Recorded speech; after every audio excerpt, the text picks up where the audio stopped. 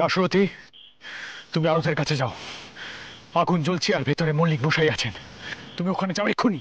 কিন্তু কর্তা আমি আপনার ছেড়ে একটা কথা বলবে না, আমি তোমায় বলছি তুমি ওখানে যাও, আমি সব সামনে নেবো, এখানে যাও। যে আজ্ঞা কর্তা।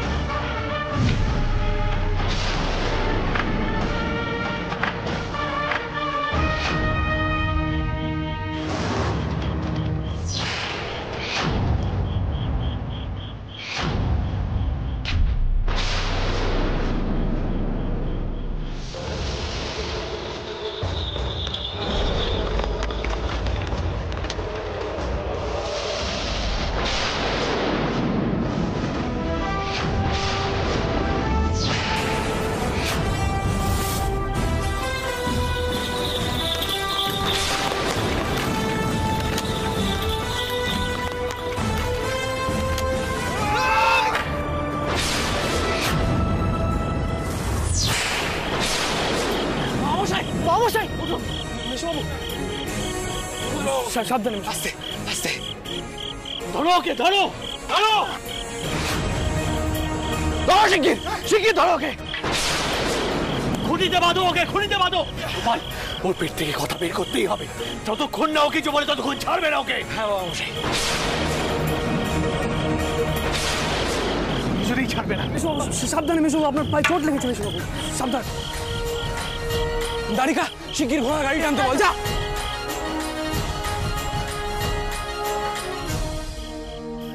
যদু, তোমার ভাইকে বলো আমি তখন তাকে একটু বেশি বকাবকি করেছিলাম, কিন্তু তার অর্থ এই নয় যে আমি তোমাদের ভরসা করি না।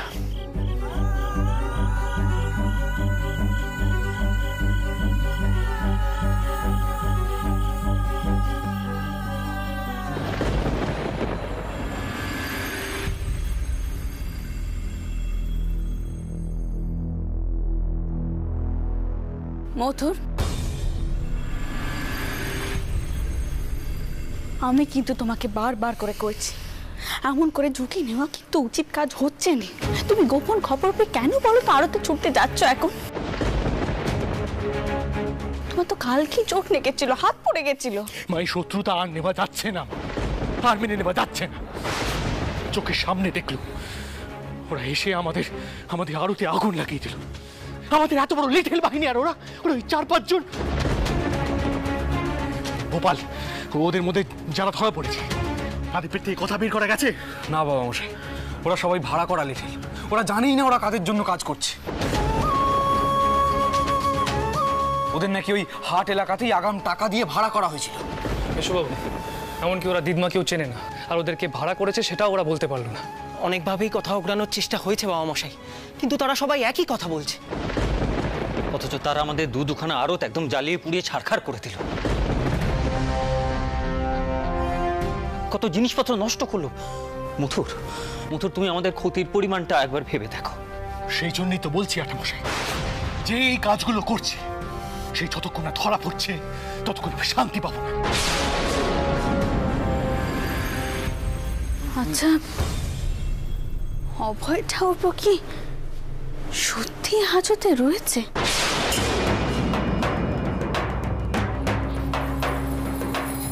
তাহলে এই কাজগুলো কে করতে পারে? মা, এই কাজ যেই করুক না কেন, তুমি দয়া করে তোমার জামাইকে বুঝিয়ে কও, এই গোপন শত্রুদের খোঁজ খবর নিতে তিনি যেন নিজের প্রাণের ঝুঁকি না নেয় পাবে। মা, তিনি তো আমার কোনো কথাই শুনছেন না।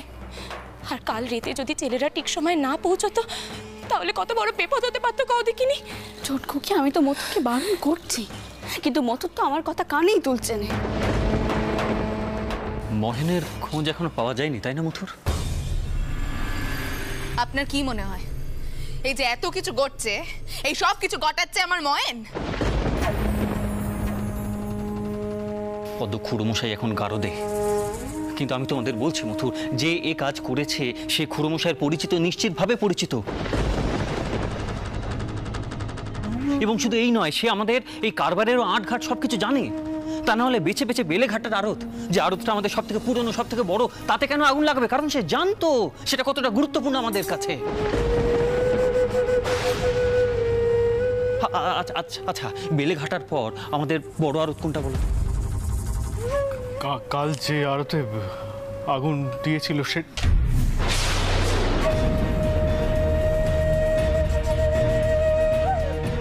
হলো। এবার বুঝতে পারছো আমি কি বলতে চাইছি? সে জানতো, সে আমাদের পরিচিত, সে আমাদের আড়ত সম্পর্কে ওয়াকিবহল, তাই সে ইচ্ছে করে আমাদের ক্ষতি করেছে। ময়নের কথা আমি ভাবতে চাই না, কিন্তু আমি ভাবতে বাধ্য হচ্ছি। আপনি ময়নের বাপ?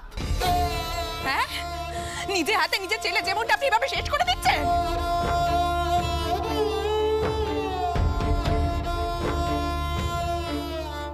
এতগুলো দিন হয়ে গেল ছেলেটা বাড়ি আসেনি, কোথায় আছে, কি করছে আমরা কেউ কিচ্ছু জানি না, আর আপনি এখানে বসে বসে ওর নামে কুচ্ছ করছেন। আপনি যে ময়নের বিরুদ্ধে এতগুলো কথা কইছেন, কোনো পেমান আছে আপনার? আছে কোনো পেমান?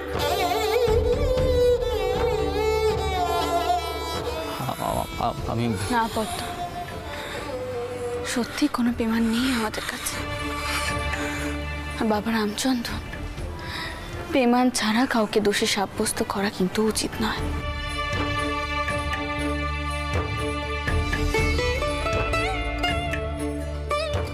বউয়ের চোট নাগার পর থেকে মহেনের সাথে কিন্তু তেমন কেউ কোনো কথাও কয়নি। তার মনের এখন কি অবস্থা কেউ কিন্তু আমরা তা জানি না।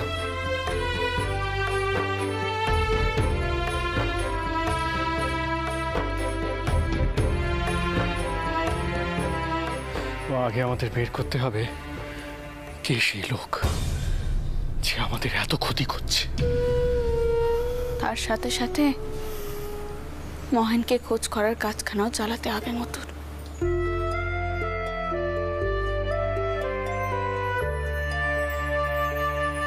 আমি এখন দক্ষিণেশ্বরে যাব মায়ের কাছে পুজো দিতে। আমাদের মাথা ঠান্ডা করে সব কাজ করতে হবে, সব দিক বিচার করে কাজ করতে হবে। এই কথাখানা যেন সকলের মাথায় থাকে।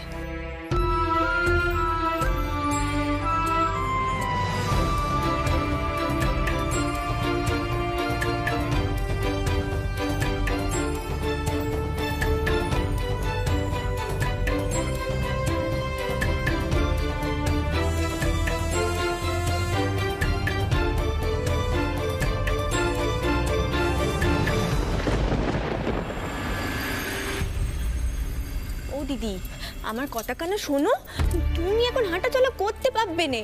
ও দিদমা, দেখো না দিদি একখানা আবদার করছে। এ কি বড়নাথ বউ, তুই এখন এখানে আসতে গেলি কেন? তোর তো এখনো শরীরখানা ভালো নয় মা। আমার শরীর ভালো আছে দিদমা, তুমি কি মন্দিরে যাচ্ছ? আমায় নিয়ে চলো না। ও মা, সে কি কথা রে বউ, তুই এখন এই অবস্থায় মন্দির পর্যন্ত যেতে পারবি? মাসিমণি, আমি ঠিক পারবো। ভাইকেই তেনাকে খুঁজে পাওয়া যাচ্ছে না, আমি তেনার মঙ্গলের জন্য পুজো দিতে চাই। আচ্ছা ঠিক আছে, পেশন্ন তুই তোর দিদিকে তৈরি করে দে,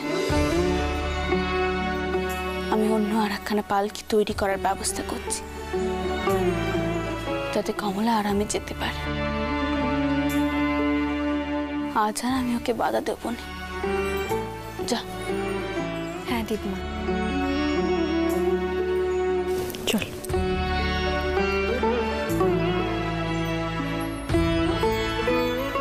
তা পদ্ম, তুমিও যাবে নাকি আমাদের সঙ্গে মন্দিরে? কেন গো বদ দিদি, আমাদের সঙ্গে চলো না, দেখবে তোমার মন কানা একটু শান্ত হচ্ছে। না রে চটকুকি, ওই মন্দিরে গিয়ে এখন মন শান্ত করার অবস্থাতে আমি নেই। তাছাড়া আমার ময়েন যতক্ষণ এ বাড়িতে ফিরে এসে আমাকে মা বলে ডাকছে ততক্ষণ আমি ঠান্ডা হতেও পারবো না। আর সত্যি কথা বলতে কি, ওই দক্ষিণেশ্বরের মন্দিরে যেতে আমার খুব ভয় করে। যবে থেকে ওই মন্দির তৈরি হয়েছে একের পর এক অকল্যাণ ঘটেই চলেছে আমাদের বাড়িতে। আমি জানি এসব কথা আমি আগেও কয়েছি, কিন্তু দরকার পড়লে আমি ভবিষ্যতে আবারও কইব।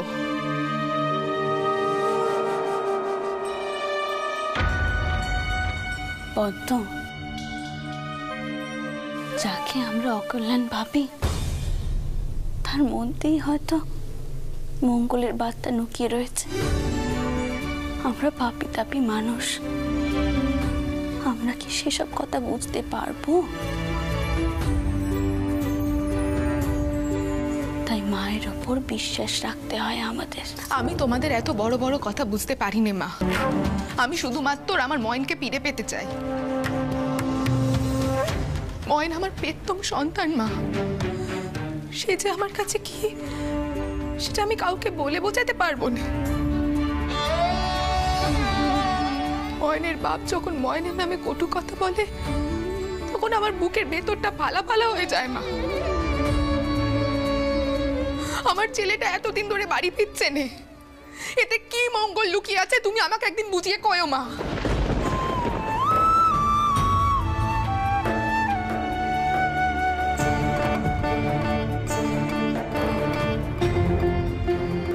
আমার ছেলেটা এতদিন ধরে বাড়ি ফিরছে না, এতে কি মঙ্গল লুকিয়ে আছে তুমি আমাকে একদিন বুঝিয়ে কয়ো মা।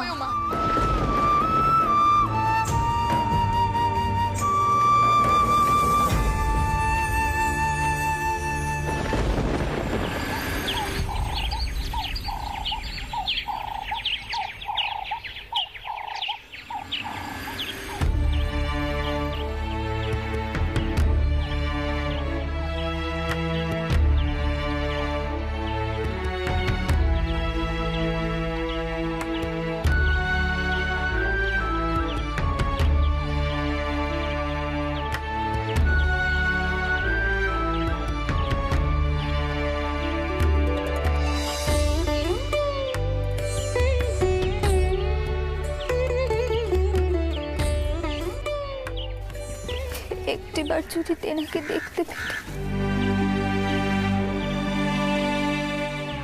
মা, তুমি তো দয়াময়ী মা, তুমি তো জানো আমি সব মুখগুলো তোমার গায়ে পড়ে থাকতে পারি। একটিবার তেনার কুশলটা আমার জানাও মা, একটিবার জানাও।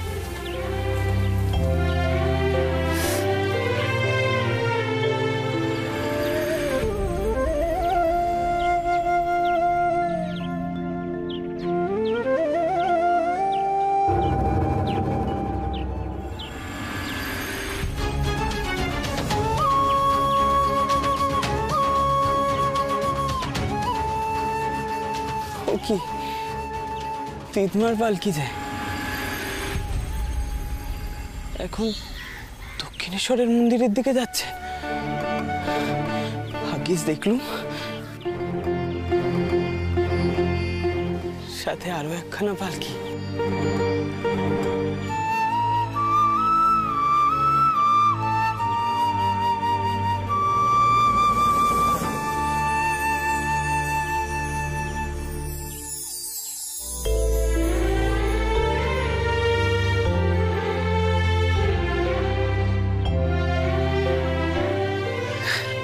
কমলা,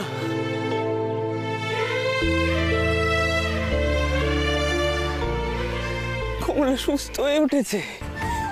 এই সব কিছু হয়েছে ওই পাগলা ঠাকুরের আশীর্বাদে। আমি আজই গিয়ে পাগলা ঠাকুরের পায়ের ধুলো নেব, নিয়ে বরাবরের মতো এখান থেকে চলে যাব। এখান থেকে অনেক অনেক দূরে কোথাও চলে যাব।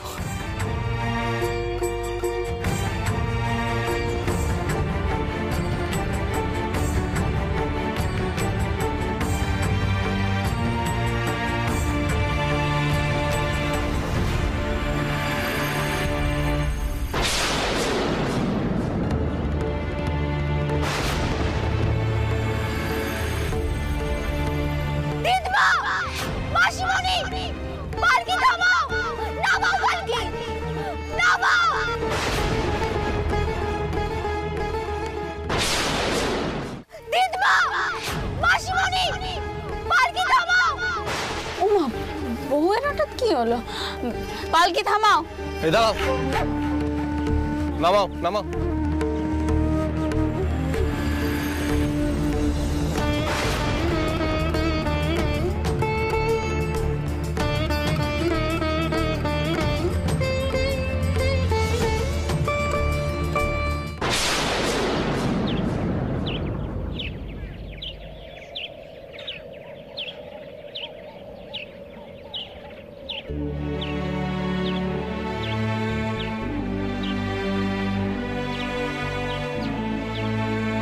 বউ, কি হয়েছে কি তোর?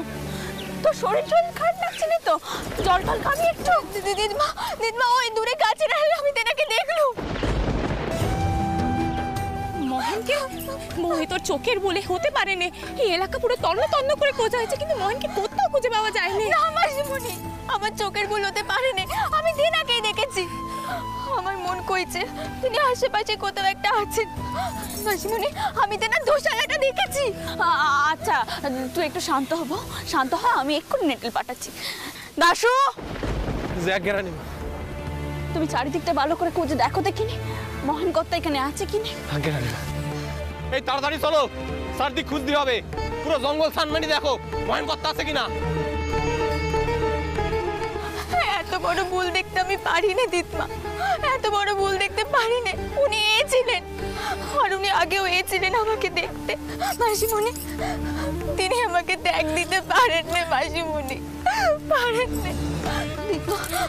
দিতমা, আমি হাত জোর করে কইছি তেনাকে ফিরিয়ে আনো নে দিতমা, ফিরিয়ে আনো নে। বউ, একটু শান্ত হবা তো। অনেকদিন তুই মহেনকে দেখিসনি তো, তাই তো মনখানা এমন উচাটন হয়ে আছে। মহেন যদি সত্যি এখানে থেকে থাকে তাহলে তার খোঁজ নিশ্চয়ই পাওয়া যাবে। হ্যাঁ বউ, তুই একটু শান্ত হ, শান্ত হ।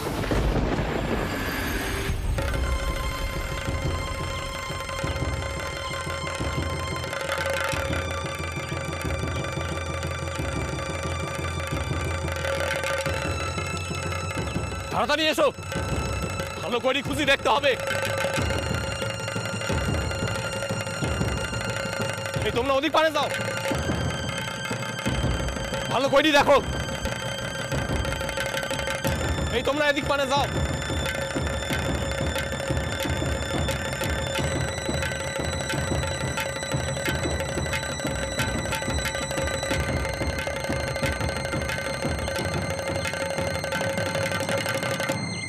চলো চলো, তাড়াতাড়ি চলো, রানীমারে খবরটা দিতে হবে। তাড়াতাড়ি এসো।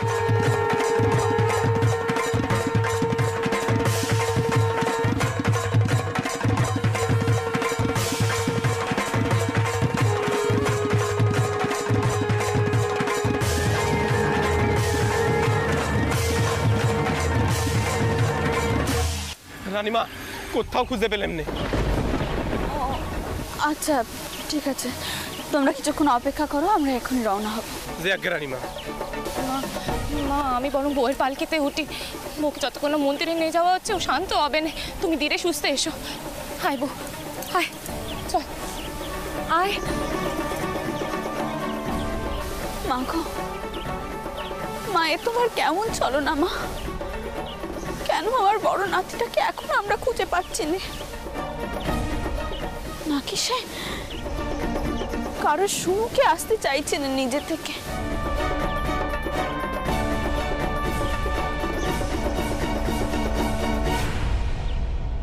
আমায় ক্ষমা করো কমলা, আমি তোমার সামনে যেতে চাই না। আমি আমি যে নিজেকে আর বিশ্বাস করতে পারছি না কমলা। আমার নিজের মনটা বড় কুৎসিত, বড় কুৎসিত। আমি যদি তোমার সামনে যাই তুমি আবার কষ্ট পাবে গো, আবার কষ্ট পাবে।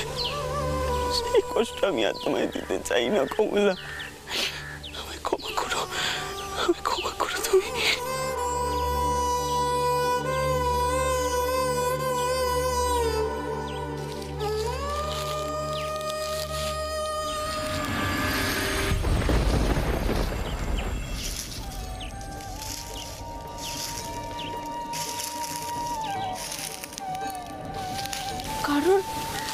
হাঁটার শব্দ হচ্ছে বলে মনে হচ্ছে না, তাই তো মনে হচ্ছে। জন্তু জানোয়ার নয় তো, নাকি কমলা যা দেখেছে তার, না না না না, তা কিছুতেই হতে পারেনি, কিছুতেই হতে পারেনি। আমি ভুল ভাবছি, আমারই মনের ভুল, আমারই মনের ভুল।